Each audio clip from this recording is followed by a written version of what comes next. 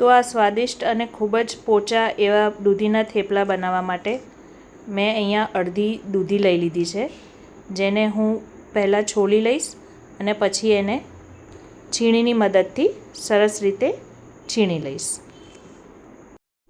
તો અહીંયા મેં આશરે 250 ગ્રામ જેટલી દૂધી લીધી છે અને એને સરસ રીતે છીણી લીધી છે. હવે આપણે એમાં મસાલો કરવાનો છે.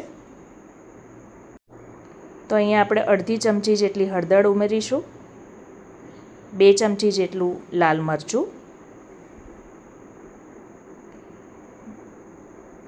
થોડોક અજમો. ઘણા લોકો એમાં લીલું મરચું બી ઉમેરતા હોય છે. હવે સ્વાદ પ્રમાણે અહીંયા મીઠું એડ કરી દઈશું.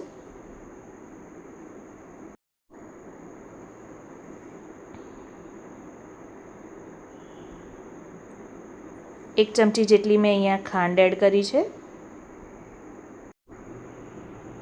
હવે અહીંયા મેં થોડું લસણ લઈ લીધું છે, એને હું સરસ રીતે છૂંદી અને એમાં એડ કરી દઈશ. જો તમને લસણ ના ગમતું હોય તો તમે સ્કીપ કરી શકો છો. હવે આ બધો મસાલો આપણે મિક્સ કરી લઈશું, જેથી દૂધીમાંથી પાણી રિલીઝ થશે અને એ આપણને લોટ બાંધવામાં મદદરૂપ થશે. તો હવે આપણે એને 10 મિનિટ માટે આમ જ રહેવા દેવાનું છે.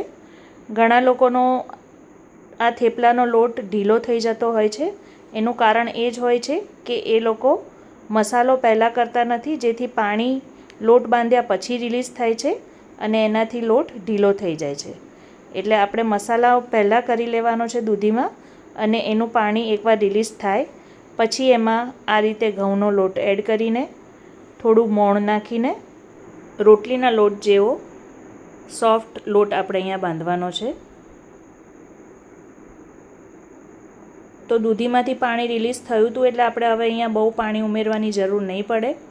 તો ખૂબ જ ધ્યાનથી આપણે થોડું થોડું પાણી એડ કરીને અહીંયા લોટ બાંધવાનો છે.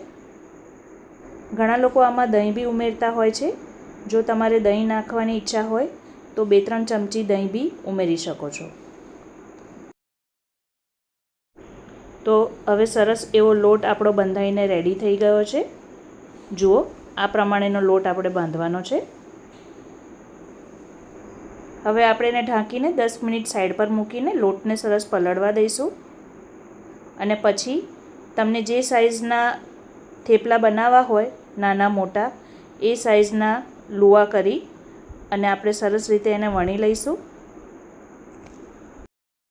બને ત્યાં સુધી એને રોટલી જેટલું પાતળું વણવાની કોશિશ કરવાની, કારણ કે થેપલું હંમેશા પાતળું હોય છે અને આપણો લોટ પણ સરસ સોફ્ટ આપણે બાંધેલો, એટલે તમને વણવામાં તકલીફ નહીં પડે.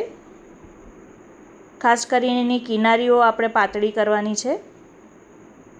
તો આ રીતે સરસ એવું થેપલું વણીને મેં રેડી કરી લીધું છે.